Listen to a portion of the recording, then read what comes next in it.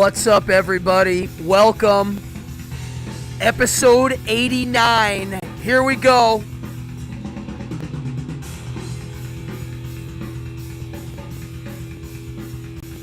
Evening Hour Live. Let's do it.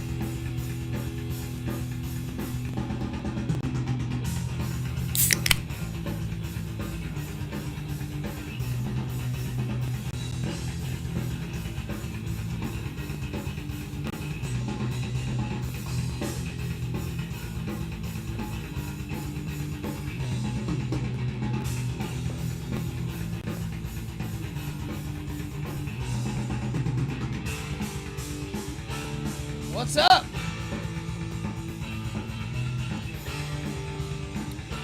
Happy Monday, everybody. Cheers. Welcome. Come on in.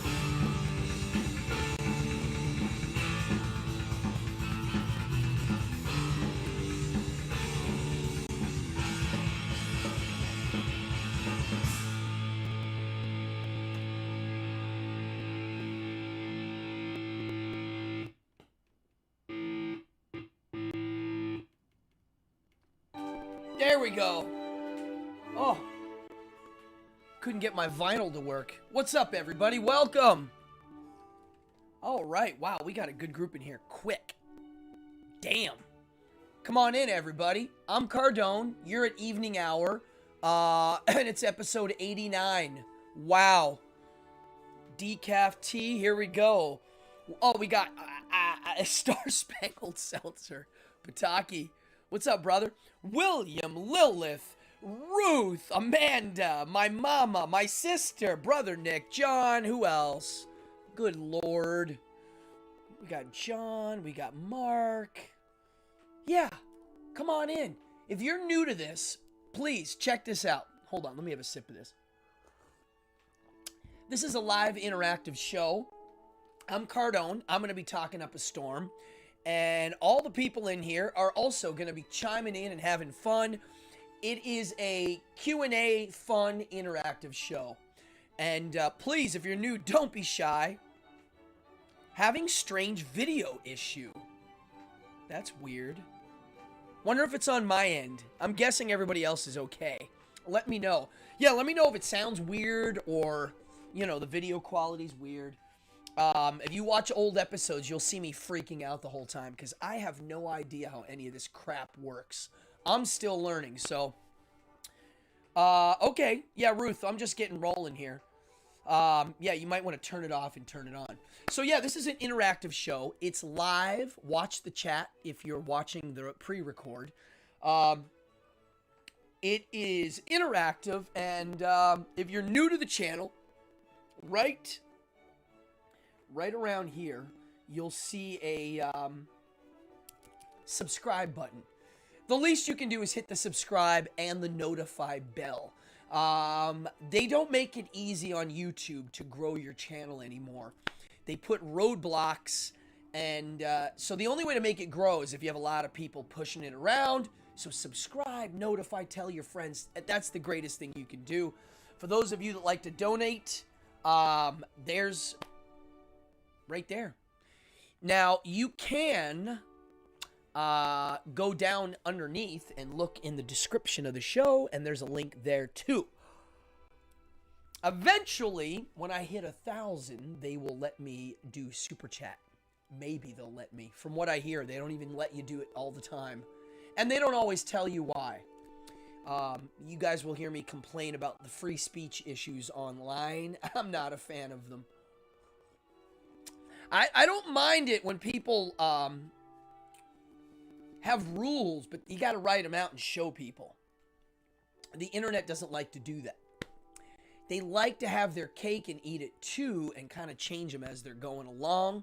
And kind of like how the Chinese Constitution is. They just kind of make it up as they're going along. That's how the online free speech rules work. Instead of educating you on what they don't like, or should I say their sponsors don't like, they won't, yeah.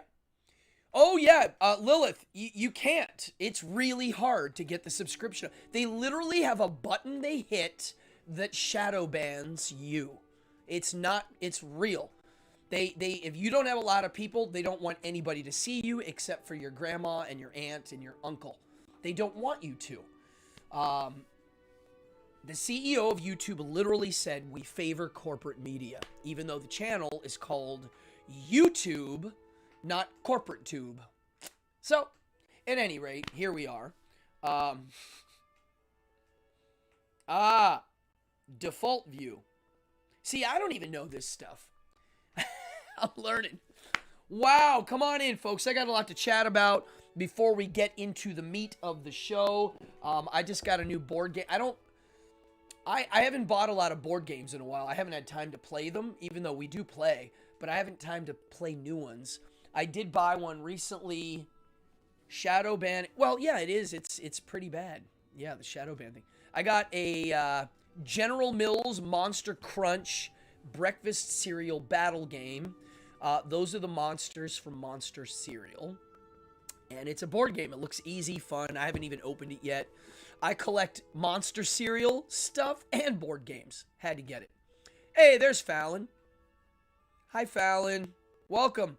I don't know if you know this, but as characters go, everybody knows Count Chocula, Frankenberry, and Boo Berry, but most people forgot about Fruit Brute and Yummy Mummy. Fruit Brute predates all of these guys. I mean, he's one of the early ones. Yummy Mummy's late. They introduced him in the 80s. Yeah, here, it's, this looks like a kid's game. Yeah. What's it say? Age 9 and up? Yeah. So this looks fun. Eventually. This is a beer and pretzels game. What else did I write down? Recently, I've been playing my bass a lot. That's something new. I have to... We have a few shows coming up. We have one booked in November 27th at Webster Hall, but we have another one booked I can't tell you about yet. And I got to get my bass arm running, and it's on. I can downstroke now for a long time. It took me a nice... it took me some time to get my down power. I do like downstroking. Downstroking for the non-musician would be... You could play this, or you could play it down, or you can play it really fast like this, right?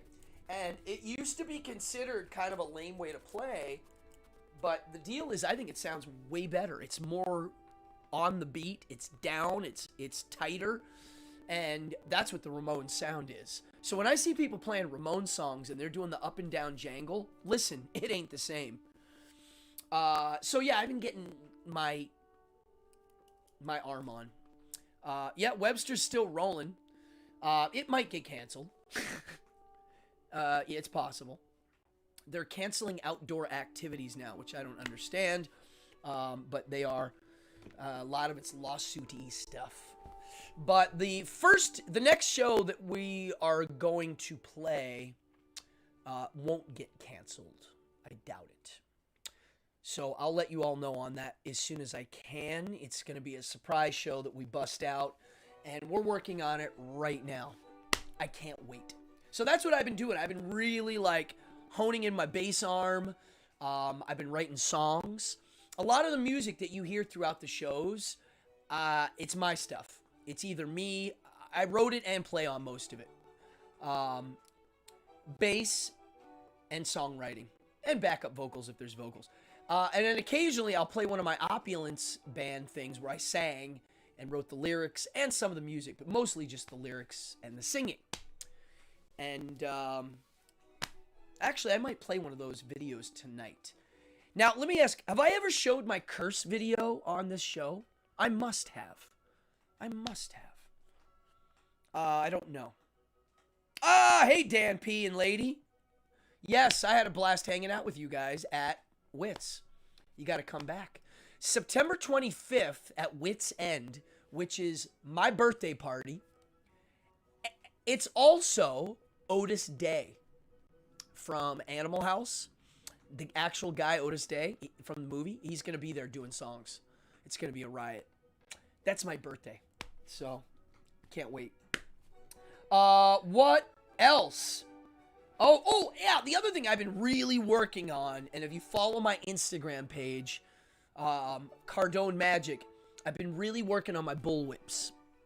I want to get my bullwhipping really solid. I used to do it in my show. I had a little act. I would crack roses. I would take the tops off of roses in audience, in their hand and in their mouth. A rose is a lot of distance. It's not that dangerous to do. I'm working on playing cards right now. Whipping playing cards, and that ain't easy. There's a few reasons why it's way harder. When you hit a rose, you can hit it above it and knock the top off. When you do a playing card, you gotta hit it right on the card. The cracker has to crack it right on, and it literally slices the card. And now I can pretty consistently slice a card once, twice, sometimes 3 times. But so I've been working on it. Yep, Otis Day in the Nights. Yes, I've seen him before. I'm friends with his nephew, believe it or not. Hey, 26th. Thank you, everybody. Yeah, early B-Day.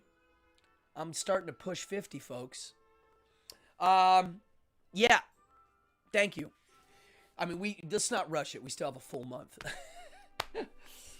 Yeah, so the bullwhip thing, I've been on it. I do it every day. I take a stack of playing cards up. My friend Lydia, I don't know if Lydia's watching. She's an entertainer, sideshow performer, burlesquer. She does all of the stuff. She made me a bullwhip target. That's right. And ever since I have this target that she whipped up somehow, that has clips and everything, that holds playing cards and whatever you need, my whipping went up. I leveled up. Oh, you gotta look at my stories on IG. If you go to my stories, you will see videos of me I did it today, actually. And there's a video of me doing a 12-footer. It's a 12-foot bullwhip. I do not... you're pushing 50 the other way. I love it. You've pushed 50. I like it. Yeah, the 12-footer is not easy to crack. And if you see the video, you'll see I got to get the whole thing in the air and then send the loop down. It's way hard. For targeting, I use a... You're a mere slip of a boy and a beardless youth. I love it. I'll take that. It's funny that would be an insult before, but now it's a very, very big compliment. I love it. I like getting carded. Yeah. Oh, that's good if you weren't on IG. That's a good sign. Yeah, so that's been my, I've been busy doing my shows and this, that, and the other, but in my daily practice, I definitely do my morning reading, philosophy stuff, writing. I do the bullwhips, I do the bass. I'm always doing magic, but those are the new ones that I've been really, consciously focusing on. The bass, I'm always playing, but not for stamina training. Not for that. I might do some songwriting or jamming with friends, but not like I'm going to get on stage and play for a full hour doing this. I need to work up to that. And so that's what I've been doing. All the meantime, getting ready for my personal life stuff, which I'm going to talk about right now. Let's get into the episode. For anybody new on this channel, please hit the subscribe button. Please hit the notify. Please tell your pals. If you want to donate, cool. I love getting donations. It goes right into the show. But the main thing is please tell your friends. I'm having a lot of fun with these shows, and I take the subject seriously. Even the lighthearted stuff. I do. And if you're new, I think you're going to enjoy this channel. My goal of these shows is to literally have a chat, chew on some ideas, learn some stuff, and learn from each other. That's all. Try to get to the truth as close as possible. I don't believe we ever get straight to the truth, and I don't think facts are facts anymore, which is why I like to talk. To me, that's the only way to get too close to the truth. Sharing facts and numbers, it might work a little bit. It also might not work. So I like to chew on ideas a lot. I like to define words. When somebody goes, yes, I'm very spiritual, I go, let's talk about that word. Yeah, what do you think about this notion of blah, blah, blah? I'm like, well, let's first define blah, blah, blah. Because most of the time when we have disagreements, we're defining things differently.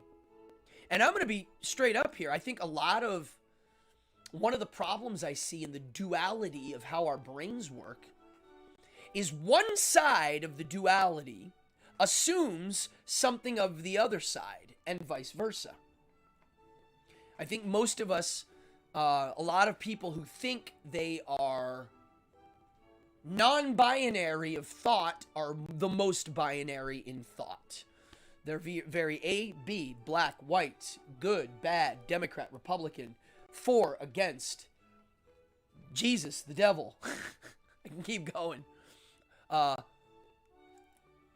was the classic matchup? Hulk Hogan, Andre the Giant. Then they were flipping sides of who was good and bad. So, thank you, Lilith. Disco naps. Yes, I was going to actually do a whole show on just the art of the disco nap. I've done shows on sleeping before, but my schedule will not allow me to not do a disco nap. I just can't do it. I don't sleep that much at night. I talked to my dad today, and he said he goes to bed at 8:30 and gets up at 4 a.m. Wow, that guy, I don't think he takes a disco nap. I don't know how he does that. I do. I have to. And the secret is keep them short and sweet. So tonight, my episode, I'm excited for two reasons. A, the episode's cool. But tomorrow morning, we have delivered to our house the Cadillac brand of spa hot tubs is coming to my house tomorrow morning, and I can't believe it. I'm losing my mind. I'm going to do a show tonight on spas, hot tubs, and we're going to talk about the magic of the total environment. Some of you know what I'm talking about. Some of you don't. He's an enigma. Yeah. Jim knows my father. Yeah. My sister. Yeah, he's not a sleeper. I mean, I don't need that much sleep, but my God, I do. I need some. All right. Let's talk about this show. Tonight's episode, Hot Tub Dreams and Total Environments. Well, we're going to start with Hot Tub Dreams and a time machine. My childhood dream was to have a hot tub. Some of my earliest memories of my childhood are being where there's a hot tub, and the allure, the mystique about hot tubs to me started at an early age in the 70s. And I wanted to talk about that because this all plays into total environment, which I'm going to get to a little bit more in the show. Let's talk about hot tubs. If you got one out there, I want to hear about it. If you have an experience, I basically told my housemates and my house husbands, the people I own my house with, we're making our house really fun to be at. I mean, we've been doing it since we bought the house, but since COVID happened, we took it even farther. We've all pimped out our houses, our apartments, the backyard, the front yard. We're just going nuts. And I had money. Whirlpool option. I had money saved before we got shut down last year. And I decided I should maybe not because we didn't know what was happening. Fast forward to now. We're getting ready for winter. It looks like it could get weird again. Who knows? What the hell? We're like, let's do it. So when we decided to get a hot tub, We talked to lots of people. A lot of people have blow up hot tubs now. Costco has them. Oh, yes. Lilith. The snow? Yes. Oh, I can't wait. A hot beverage, snow. Yeah, I can't wait. So, we looked at the inflatable. Not going to do it. They're not that cheap, and I heard they don't get that hot.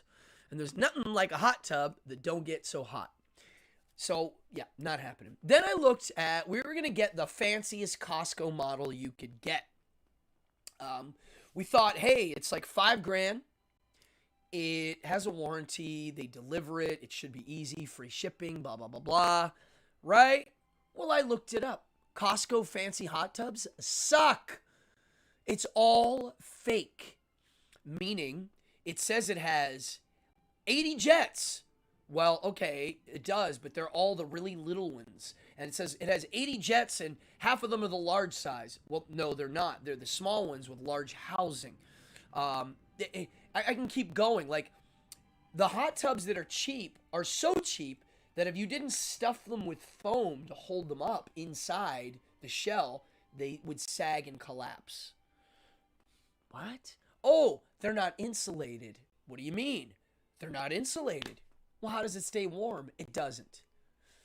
The lid, not insulated, right? I mean, they're just...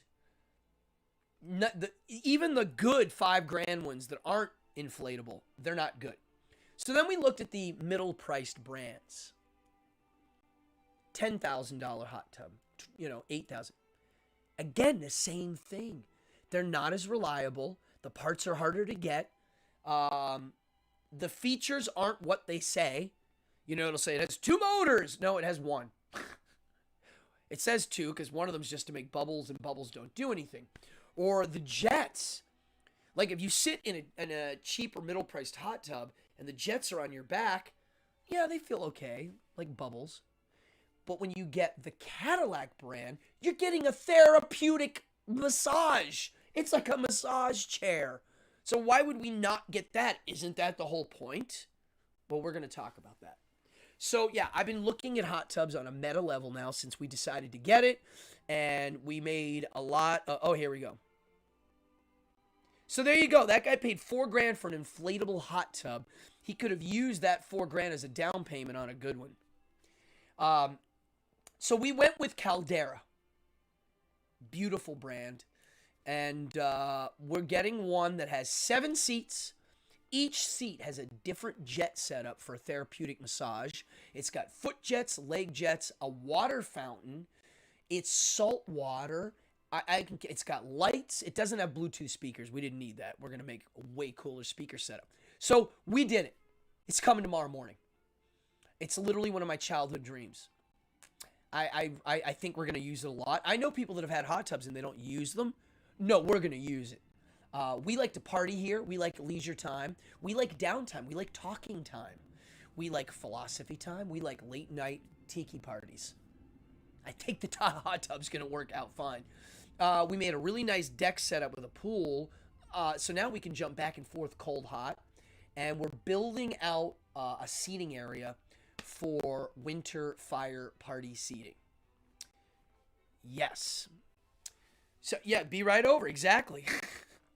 And I do believe, this isn't confirmed, but we are going to include it as part of our Airbnb features. Yes, we're going to include it. So, yeah, you better do it now. Yeah. I mean, I think it's up. You can rent it. Yeah.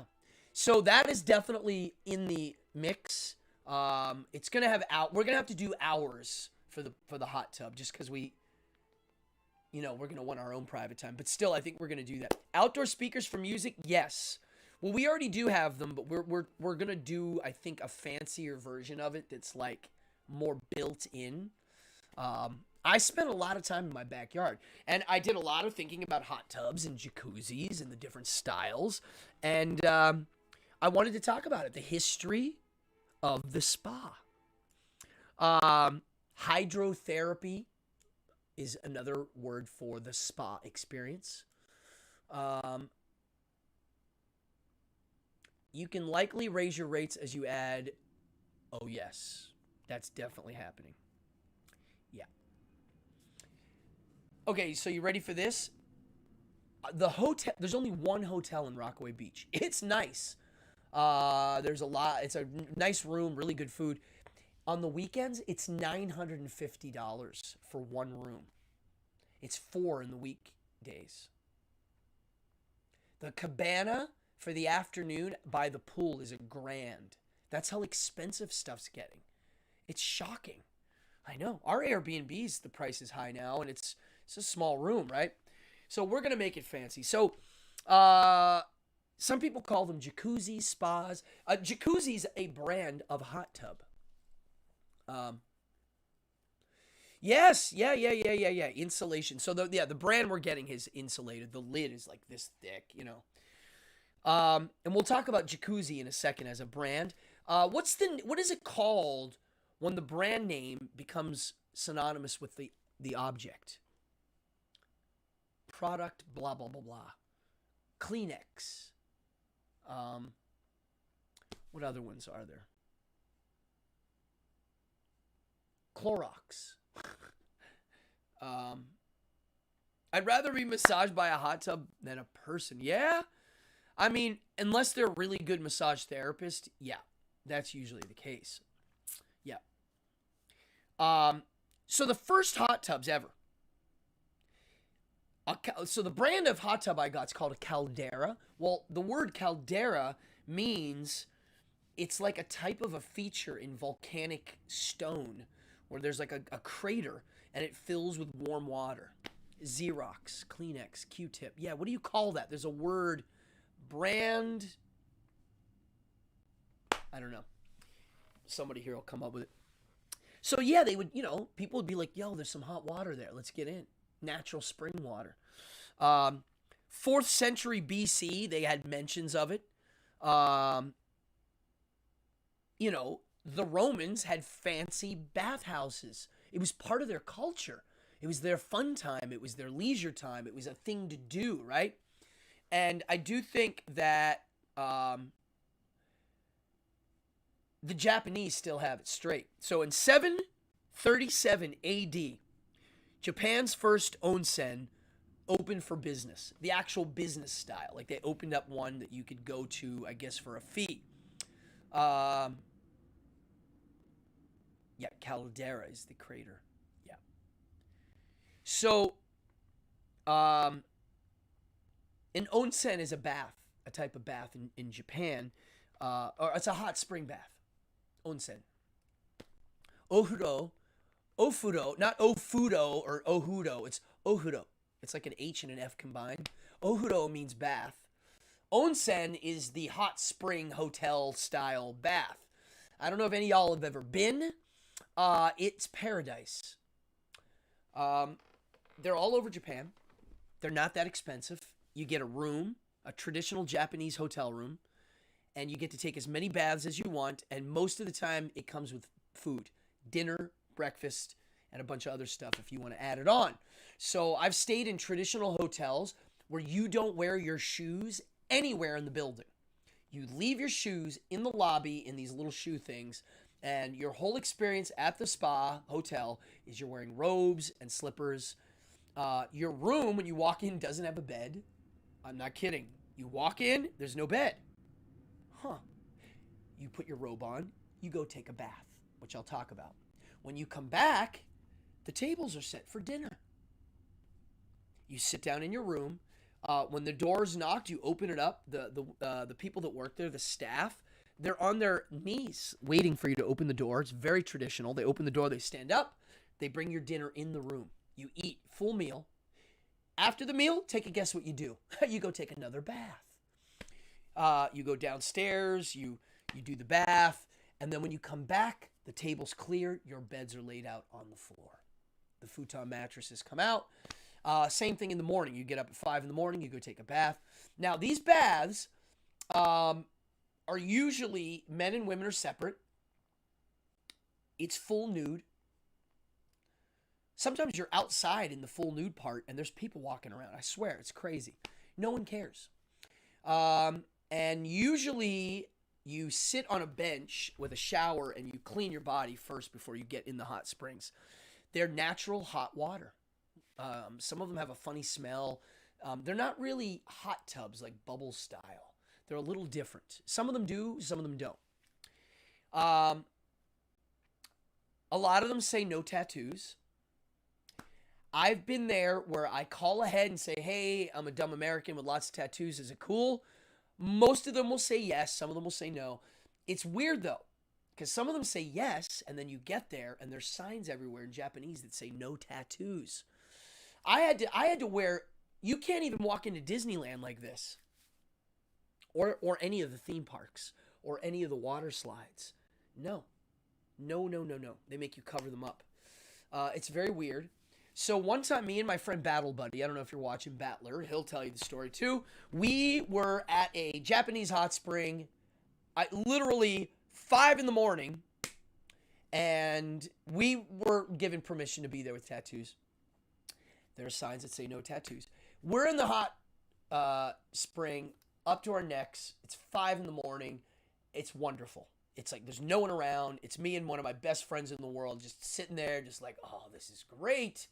And, you know, an old Japanese guy comes in. He walks in. He gets in the tub. We're all sitting there. And my buddy, Battle Buddy, he like stretches his arms. He's like, oh. And I'm not kidding you. The old guy verbally went, ugh, and just left. I was like, wow. Swear to God. Why do they ban tattoos? I'll tell you. It's associated with the mafia, which Ruth just said, but it's a little more than that. It's considered an unclean lifestyle. It's considered dirty, unclean. I've had little kids come up to me during gigs at Orthodox Jewish events and literally say to me, my mommy told me tattoos are unclean lifestyle. I'm like, and I don't really show my tattoos at most shows, but sometimes people see little bits of them. And I was just like, okay. What do I say? Yeah, they are associated with criminals. That's okay. I knew that when I got tattooed. I just think it's funny people get tattoos now and as like this is a symbol of being the good guy now. When I got tattoos, I did not do it for that reason. I definitely did it for the other reason. I don't know why people think it's weird. Yeah, you're aligning yourself with vagrancy, with people that don't follow the rules and don't follow the law. That's who you align with, or people that have their own set of laws. So, yeah, no, I know. Yeah, yeah. So, you know, you bought an inflatable? Well, if it works, roll it. Hopefully it doesn't break. We couldn't get an inflatable. There's no way. There's too many people partying at my house. There's too many people coming in and out, whether it be my teenage kids or my, I don't know. There are days here where all of a sudden there's a bunch of people here partying. That's what I mean. Soccer moms have tats now. They mean nothing. Tattoos are a form of clothing that are hard to get rid of, but you can. Yeah, they have no meaning. They don't symbolize anything anymore to me. I mean, mine do, but in public, I don't even notice them. Yeah. I notice when I see people with real ones that mean stuff. I can kind of tell. Oh yeah, no Jewish cemeteries. Yeah, the Inkless Rebels now. Yeah, that's the one. Yeah, you're not supposed to have tattoos if you're a Christian or a Jew, believe it or not. Or a Muslim. You're not supposed to mark your body. It clearly says that. I think it's funny that the Old Testament clearly says some things that people won't admit it says. I mean, it clearly says not very nice things about gay people. And when I see gay people try to justify it, I'm like, why are you trying to fit a square peg into the round hole here? It clearly says that. Why don't we just accept that and call it what it is and move on? I don't know why the juggle. Such a juggle to make it justified. Yeah, Japanese people still have the bathing experience down right. Why? It's part of their culture. It's part of their, hey, you want to go have fun? Let's go to the bath place. We don't do that here. We don't. They tried. We opened Spa Castle here in New York, and it's great, but oh my God, live, love, laugh tattoo. Holy crap. That is, if I ever saw that, like a tramp stamp that said live, love, laugh, that is actually so bad that it's kind of awesome. I got to be honest. I love it. I love it. Yeah, the Romans also like bathing. And I did a little research of why Western culture doesn't have the bath experience. Oh, you remember, Yvette? Well, I don't know if you remember. My sister remembers when I got my first real one, but my homemade ones, I don't know if you remember. I was in high school tattooing myself. Oh yeah, Ash Wednesday. So why don't we have bathing culture in the West? Well, take a guess why. What came right after the Romans? The Christians. And then the Dark Ages and all the bad stuff happened when they took charge. Why? Well, maybe it's because the system's not that great. But yeah, in the 13th century, people started going to baths again because they thought bath culture promoted, promiscuous behavior. Maybe it does. Sure. I just don't understand. I got Caldera. We got the Selena. We were going to get the big one, but the model, it's weird. We'd have to wait to get some of them, like months, like 6 months. And we wanted to get the damn thing now. Why? The temperature's changing, and that's it. I didn't want to wait till the middle of winter. We had to get the whole yard ready. I think it is the Utopia series. Oh, so you know about this brand. Jim, what do you know about them? Because we heard nothing but good stuff.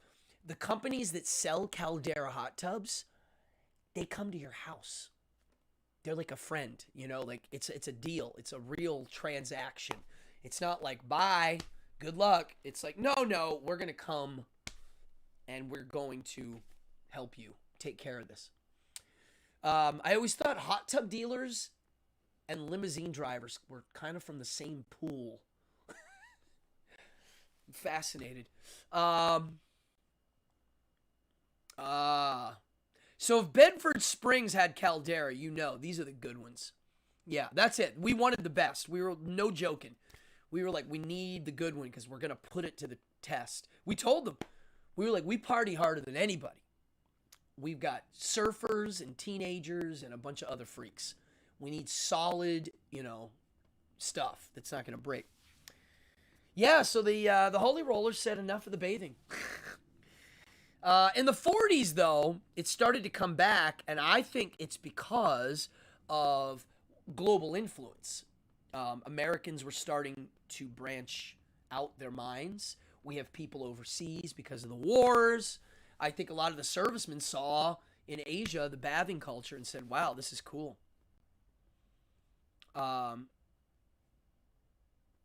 We have saltwater. We got the saltwater caldera. Yeah, that was what we wanted. Oh, there you go. Limousine driver right there. William. So, the jacuzzi guy, that's a real guy's last name. The company Jacuzzi, when they came to America from Italy, they started making wooden airplane propellers. And in 1956, the owner of the company, Jacuzzi, his son got rheumatoid arthritis at a very early age. And so the dad wanted to help his son, so he invented some sort of a pump for a bath experience that would kind of soothe his pains. It was like a whirlpool bath with jets. And that was the first one with jets built into it. So you could say Jacuzzi invented the modern hot tub. And in the 70s, it was clearly glamorized. And I was, oh, Jim, you got to get up here and party. Yeah, I can't wait. I remember seeing them in the 70s at a hotel, but usually they wouldn't let me get in it. You know, it was for the adults. Or I remember going to a friend's house because they were throwing a party. And you know when people are throwing parties, all the adults are off and all the kids are off doing their own thing. Some of my greatest memories were those situations where it's a gang of kids at some party just kind of running wild, and the adults are running wild and the kids are running wild. So I have a very early memory of being in a hot tub at one of those and just being like, this is the life. I don't know what it is. It's like inaction but action. You're just chilling. And anytime I went to a hotel as a kid, I was always looking for the hot tub spa section. Usually I was disappointed and didn't like what they had. One of my favorite hot tubs, or spa, whatever you want to call it, is at the Borgata in Atlantic City. They have good ones. They have a really nice pool, but they have these 2 hot tubs on the sides that are, yes, right, they were brothers, the Jacuzzi brothers. That's right. Jim, you're like me. You know a bunch of weird facts.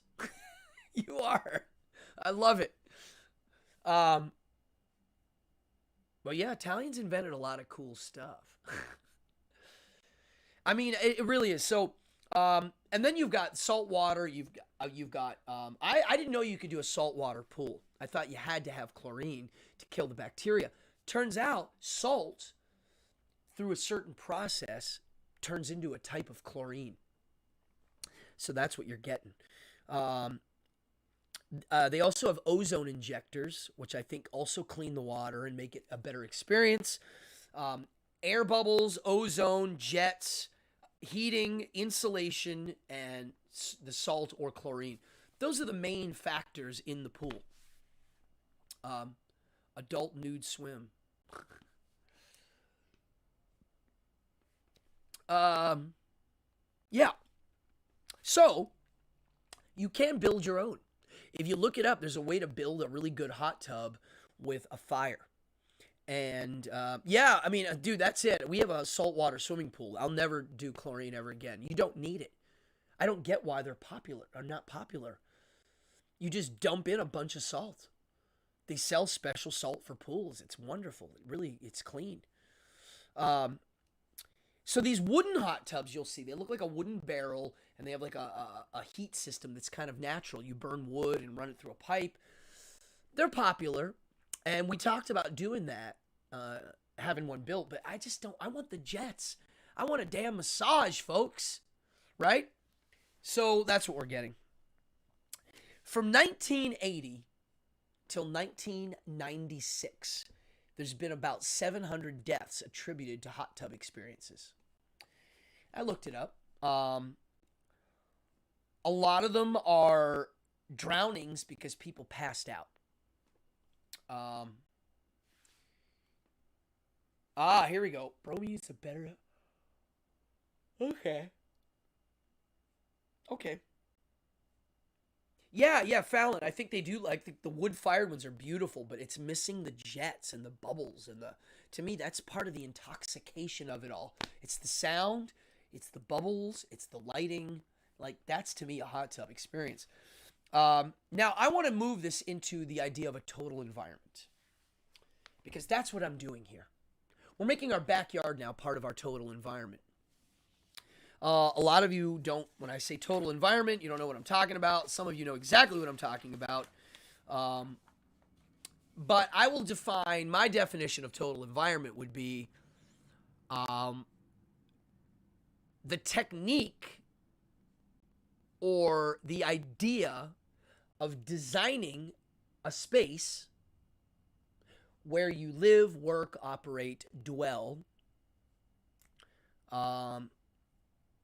that you've designed to do a certain thing aesthetically for certain stimulation purposes. That's what a total environment is. I define it but I also, my way of dealing with that as an idea is I take it very seriously. I treat everything as a total environment, whether it be my personage, my table, my chair, my wall. I'm constantly working on that. I find it to be extremely important as who I am, just my life and how I work. I've been this way my whole life. So, for instance, what does this mean? Well, it means that I am meticulous of what I put on the walls, the things I'm looking at, the design, the colors. Everything has a reason. I don't do anything for no reason, and it's all calculated. Um, it's the when I have a room looking a certain way, whether it be the wallpaper color or whatever, it's the petri dish in which all my creative stuff comes from. It's the base. It's where I want to be. I always tell people, if you want to be happy, my mama always said this, you got to wake up in the city you want to wake up in. If you're waking up in the city you don't want to be in, that's already not good. So you got to wake up where you want to be, and then you got to see the things you want to see. You got to stimulate yourself. And this can be used to train your brain and body to go in a direction you want to go in that you might not be going in. It's a controlled environment. You are doing what the whole world is doing to you.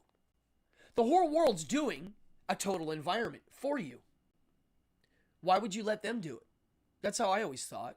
Like that's what TV's doing. They're giving you what to think about and what to see. They're giving you the total environment. They're showing it to you. That's what a movie is. That's what a comic book is. That's what a book is. Everything's a total environment. A restaurant, they're giving it to you, right? So when I walk into someone's home and their walls are blank, or they I don't know, they just that doesn't even cross their mind to put something stimulating on the wall. I don't understand that. I mean, I've met people that their aesthetic is minimalism, and they prefer that. No, that's their environment. Okay, that's fine.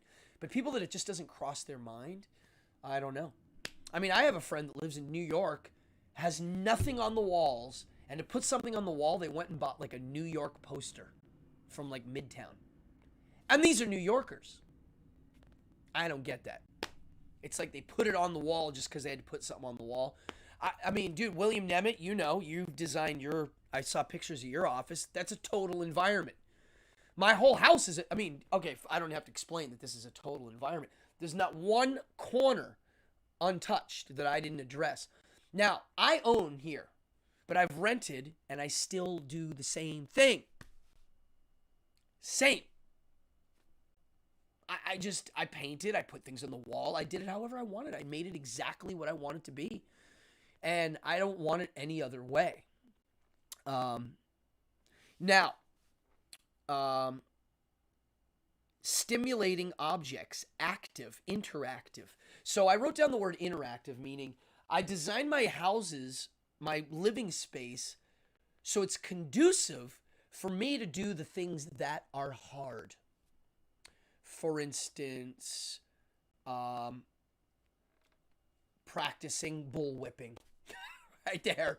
Like now, when I'm sitting in my kitchen doing my morning studies, to my left are stacks of old playing cards and my bullwhips displayed. Not hidden, not put away. They're displayed because, yeah, I just go get it and go. Consider myself a minimalist. As for my home, okay. Yeah, I mean, you just got to figure out what works. And, a lot of it can be simple, subtle. It doesn't have to be fancy. It's just the idea of thinking about it. I'm not telling everybody to go out there and design your home so they look wacky like mine. I'm just saying, think about what would you put to add to your stimuli.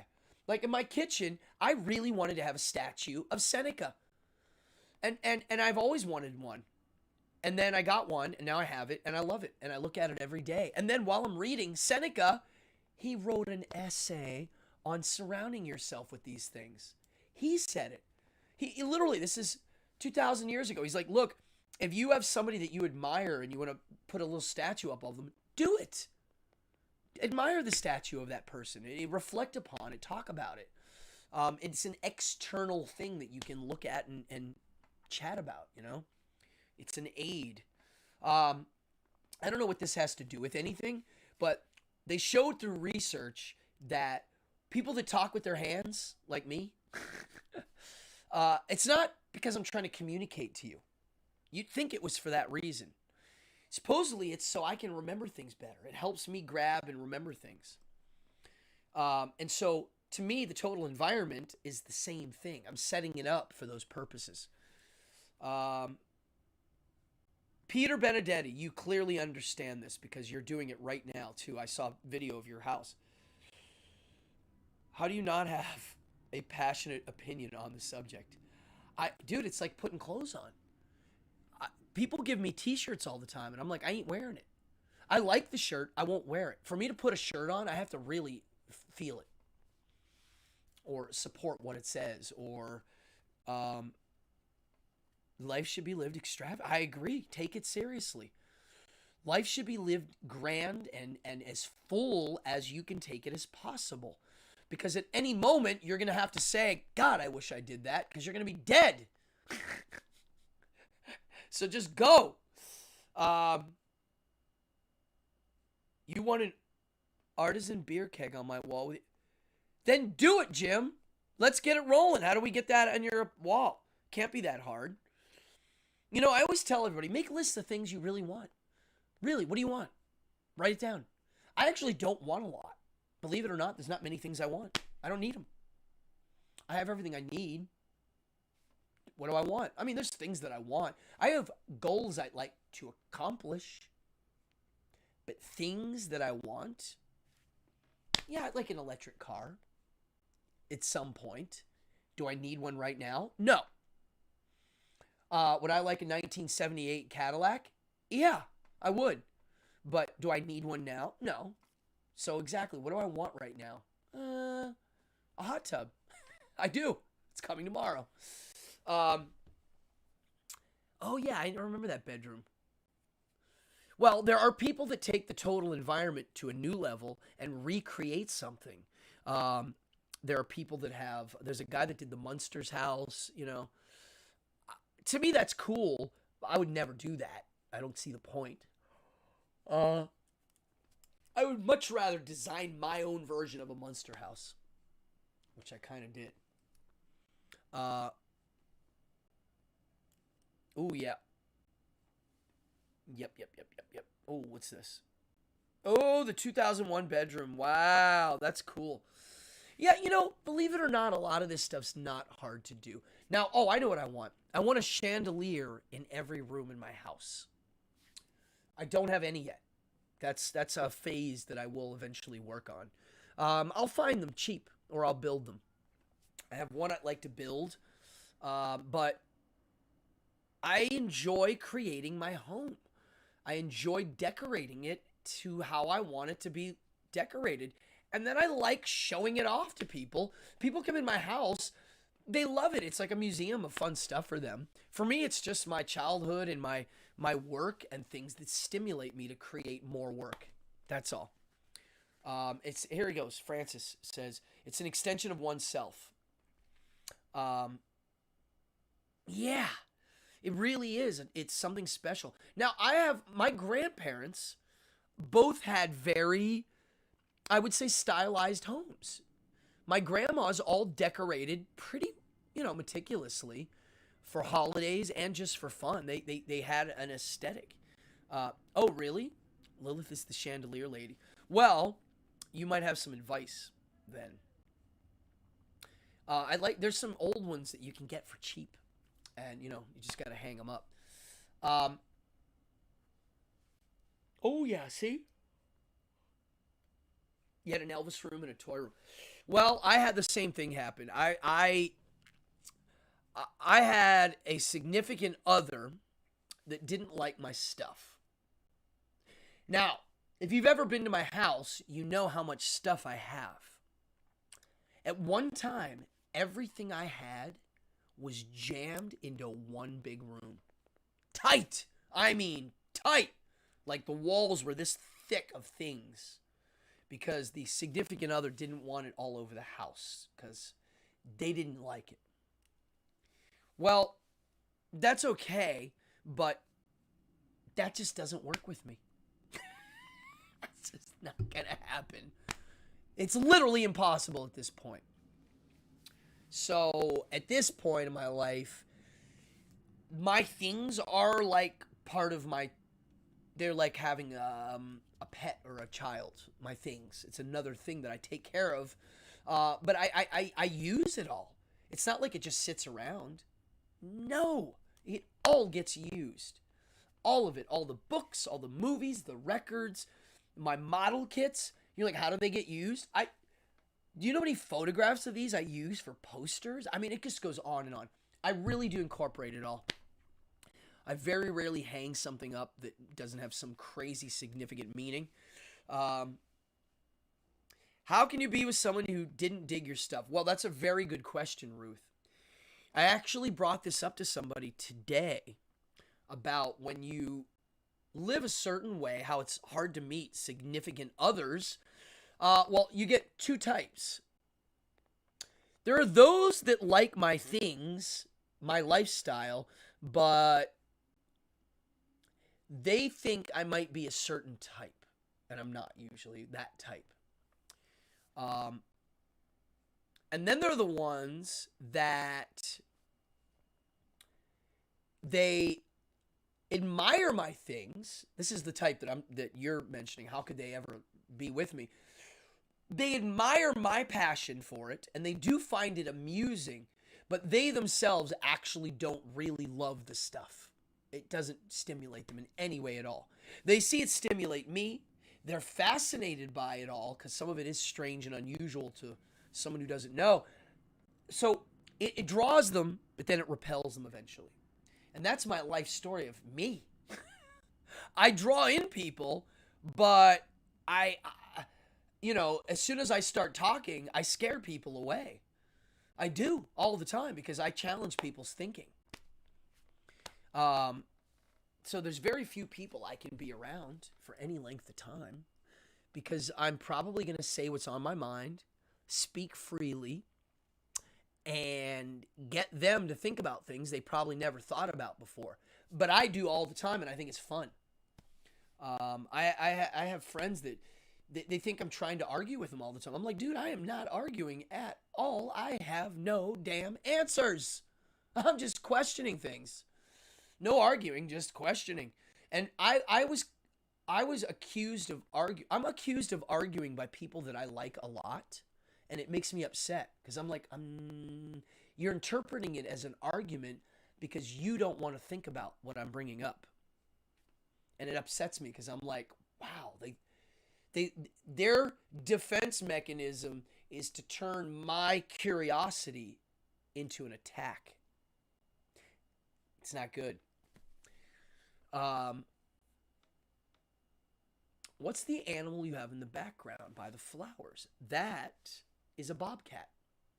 It is a stuffed bobcat. Somebody had one. They didn't like it because it's pretty bad taxidermy. And I'm the guy that gets things that people don't want that I do love. And I love this thing. It's a beautiful bobcat. I like it because it shows you how big they are. They're majestic, large creatures. Oh, you have a Grandma Helen too? That's cute. Yeah, I like the name Helen. It's a good grandma name. Did you call her Grandma Helen? I have a Nana and a Grandma. Nana Banana. And I had a great-grandma, Teresa, that how old was I when Teresa died? 12, 13? I got to know her pretty well. I mean, yeah. Wow, she was born in the 1800s. So what was this here? This is interesting. So what about a fantasy element with your total environment? And this is where we're going to end it. So I do have a fantasy element in some of my total environment rooms where it sets the tone for some sort of fantastical energy. So I have a very spooky kind of an occult looking room. This is more of my magic library, right? So in the book, Ruth, that you just published, wow, you had a Nana and a Grandma Helen. That's cool. I love it. What was I talking about? Well, fantasy. incorporated with total environment. Ruth, your book you just published. You just published it a month or so ago. It's called We Are Satanists. It's over 700 pages. It's this thick. One of the quotes, the more rational, the more we need to exercise our creative and fantasy. Right? I am trying to be logic and rational on a very, very meta level. She doesn't love the name. That's weird. And logic, rational, as logic and rational as I can be. And inside of that framework, yeah, I agree. You've got to then stimulate your creative fantasy brain even more. Because that creative fantasy brain is what we used in our evolutionary process to do great things and to evolve. It's what got us to where we are. The creative thinker is the guy that fantasized how things worked, and sometimes he was right. So, yeah, Blanche wrote it. You were the editor, publisher. Yes, Blanche Barton's book, We Are Satanists. Check it out. You can get it online. 700 pages. Oh, you got a Halloween bathroom. I love it. I mean, my house, I always tell people, is decorated for Halloween 24/7. I don't bother adding or taking away for October. I stopped celebrating Halloween a long time ago. I don't need to. And I usually work on Halloween. And I always talk about it, that Halloween makes me sad sometimes. It's a very weird feeling. It's the day of the year where everybody kind of gets how my brain, and a lot of you all out there watching's brain already functions. But on a level that makes me sad, because I see people, they're rage partying and they're dressed how they want to be. And they only reserve one night for that. And that makes me sad, because I live like Halloween daily. Folks, I'm going to be honest, I don't even care for my birthday. I really don't care. I celebrate my birthday every day I wake up.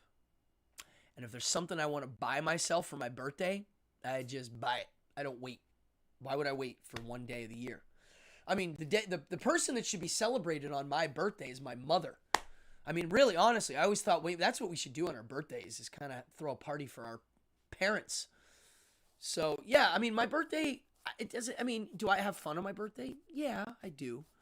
But it's not a big deal. I don't start announcing it a week early, and, I am going to have my birthday just so happens to fall on this Otis Day thing, so I might as well just make that a birthday thing. We'll get more people, and it might be fun, but yeah, it's the only night a year to be yourself. So Peter, what you're saying right there is, when I'm out on Halloween doing magic, I'm always working a show. That's what I feel. I'm always like, wow, look at this. Like, it could be like this all the time. Why isn't it? It could be just like we get to do whatever, like that mindset of being that person. It's just there.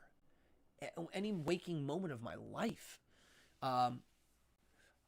It's like weird. Like, horror films are popular year round, but why is everything else that's spooky only popular in October? It's weird. I'm glad that we have one holiday where we embrace the dark side of our humanity. But kitchen and dining spaces. Half a century. Burning Man. I live myself. Yeah. I don't need to do holidays like this. I mean, some holidays are very special, like New Year's, because it's literally the turn of the new year, and it's on that day. And I take New Year's very seriously. I use that as a transformative kind of a day. A weirdo. Ruth is burning every day. I mean, I heard Burning Man got not as fun. That's what I heard. It got corporated out and weird. I'm sure in the early days it was pretty wacky fun. I mean, yeah. Yeah, interesting. So yeah, on the note of total environments, my whole house is becoming a total environment. on a very meta level. All the way from the minute you walk up to the backyard, all the way to the final corner. It's all being designed for stimulation. Mental, physical, emotional, mental. Stimulation. And the hot tub, to me, is part of our total environment now. I mean, it literally is a symbol of leisure. It's a symbol of, I guess you could say it's a symbol of like rich, but I never thought of it as that because I had friends that weren't rich and had hot tubs when I was a kid. It's just if it's important, you'll do it. It's not that much money. Yeah, it's money, but it's not like buying $1 million home. Come on. If you credit carded a $15,000 hot tub, let's say, and you pay it off, yeah, you can pay that off. That's not obscene. But it is a total environment to me in the sense that it was a childhood fantasy to have one in my house and to embrace this notion of, I grew up in the early 70s and in the 80s. That whole late 70s, I should say, 80s. Because the late 70s, I clearly remember. The disco into the 80s thing. And I remember the glamorization of that. It was like this 70s disco decadence. Hugh Hefner meets the limousine driver guy. I don't know. There's this vibe. Very like, I don't want to say gangster, but a little bit. As a kid, it was this glamorized thing. And now we're going to have one. And I realized that my whole house has total environment. The guy that lives above me, my house husband, they did the same thing. They made their house special, unique, aesthetically pleasing, functional. They put a dry sauna with a climbing wall on their roof in their home. Amazing. Right above me. There's a dry sauna for 6 people, which is amazing, and a climbing wall. Come on.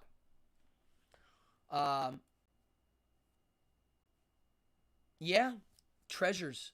I mean, that's what treasures should be. They should mean something on a very special level, and they should stimulate you on a special level. I own things not because of what they're valued at, because of what they do, how they make me think. I look at everything as art. How could I not? I like buying art that stimulates me. If I see a painting I like, I'm like, wow, I want that on the wall. Why?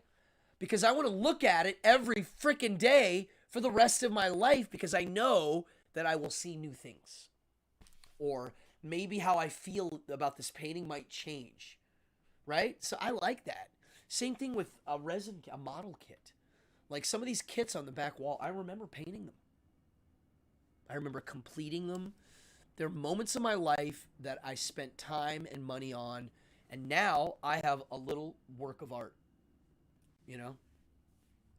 Harmonic egg sound light therapy. Okay, I will. I'm curious. Oh, thank you, Ruth. Yeah, no, I mean, it's just me and my friends. We all got on the same page. I was like, guys, let's get a hot tub. Like, we already throw the best tiki parties. How can we make it better? Well, there you go. I kind of do that with everything. How to make it better. Okay, so, Francis, there is a chance next week my show will be broadcast from the hot tub. Yeah, that's definite. I probably will start it here. I'm going to have to use my phone. It'll start here, and then I'll move out. I think the signal's good. I just have to get it lit right. Yeah, and that's where next week I think is going to be. So, live from the Red House hot tub. Yeah, so backyard, we got it. The cement's ready. The truck's going to pull up. They're going to put it. I don't know how long it takes to install. And I don't know if we'll be hot tubbing tomorrow night or the following night. Oh, you'll know. Follow my Instagram. There will be many broadcasts. Maybe I'll do a live Instagram tomorrow night. Not sure. I need to eat dinner. I am starving. I don't know why I didn't eat so much today. Wow, we had a great group tonight, folks. I really, really enjoyed it. Um, I hope I stimulated some thought. I like meta digging on one thing. You know, like taking one. When you get used to making yourself better, you tend to make other things better around you. Yeah, you know what? That's a great saying, William. When you get used to making yourself better, you tend to make things around you, yeah, better around you for sure. I agree with that 100%. And you can tell that. And we're going to end on one idea. How you do everything is how you do everything. It really is true. Everything, down to how you tie your shoes, down to how you brush your teeth, down to how you squeeze your toothpaste tube. That means something. It means something. It does. And I do look at that as detail of when I meet people of how they do anything is how they do everything. And I take that very, very, yes, it does help. Liking the video helps. It all helps. It lets them know people are paying attention. Thank you, Ruth. Oh my God. I mean, cheers. The Black House is a total environment. I mean, as a role model goes, you certainly are one, Ruth. 100%. The quality and the detail means something. When you spend time to pick the right color of paint or wallpaper or whatever you're going to do, it means something. You're teaching your subconscious of how you want to be and how you want to live and how you want everybody else to look at you. It's like one big ball of good. So yeah, William's right. Like, if you're used to making yourself into a better version of yourself, how would you not do that around you? I mean, anytime I do a magic show, whether it's good or not, the first thing I think of is what could have taken it even farther? Even if it was a perfect show. It's like, wow, okay, that went well. What would have made them literally lose their minds even more? And usually it's impossible, some of the stuff I come up with, but it doesn't matter. It's the idea of thinking about it that I think is important. It's the attempt to doing it. You got to try. Eventually it starts to work. Yeah, that's it, Darla. That is the quote. Yeah, how you do anything is how you do everything. I mean, it's just, or how you do one thing is how you do everything. Yeah. Yeah. It's true.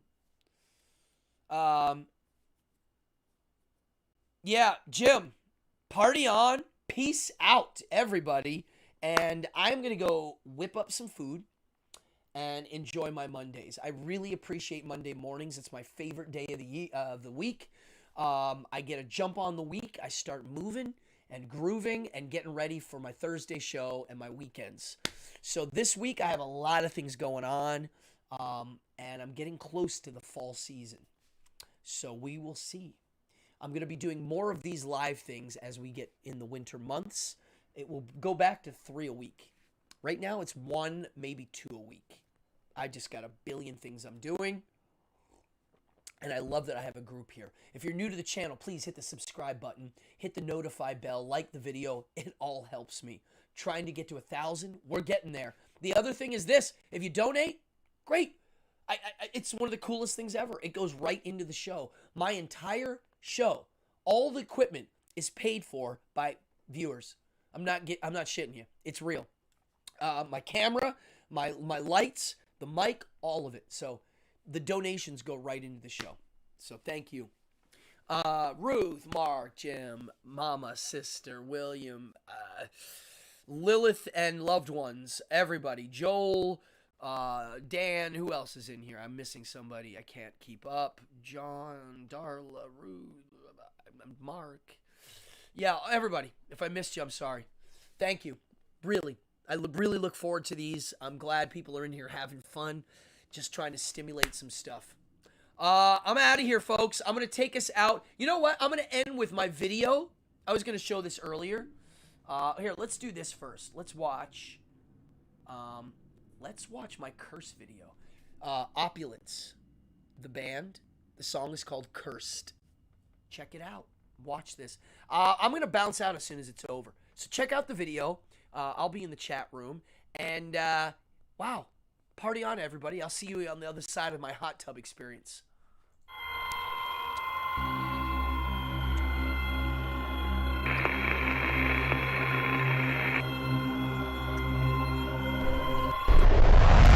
I don't think he truly understands yet what this means.